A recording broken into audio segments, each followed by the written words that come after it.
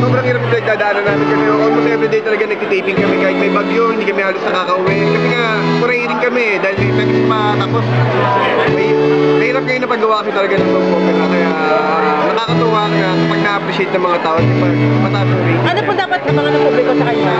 Sorry? Ano po dapat abangan ng publiko sa... Marami pa. Unang-una, pagitna pa lang kami. Kumbaga, ano pa lang yung mga big revelation eh.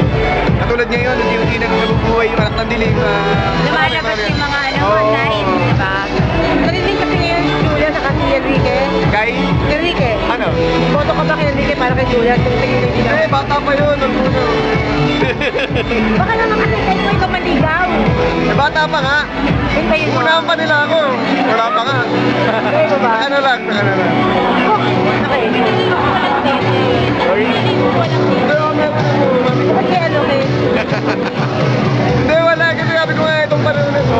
Sabi ko, ito yung time para mag-meet kami at mag-banding kami ng mga kaibigan ko.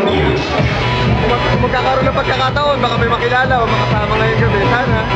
Fox, tanong ko lang in general lang ha. Ano lang reaction mo na sa Kirk Barrett issue ngayon, na nalaman nga na may nangyayari anomalya sa mga taxi sa binabayan?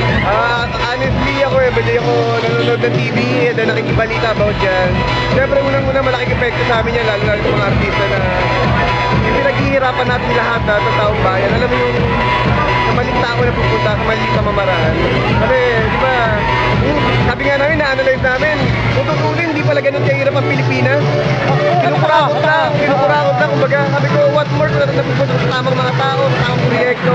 At siguro, napakaganda na ekonomiya natin. Kaya sabi ko ako sana, bago manira ang lahat, sana suportahan natin lahat, magtulong-tulong tayo. Baka malay mo, ito na yung tamang pagkakataon para maging maayos yung bansa natin. Fox, last question you can answer dito na. Are you feeling vindicated? Naklaro na yung kay Catherine. Oo. Are you vindicated ka ba doon? Ayoko munang pag-usapan yan eh. Kumbaga, ano kaya. Thank you. Salamat.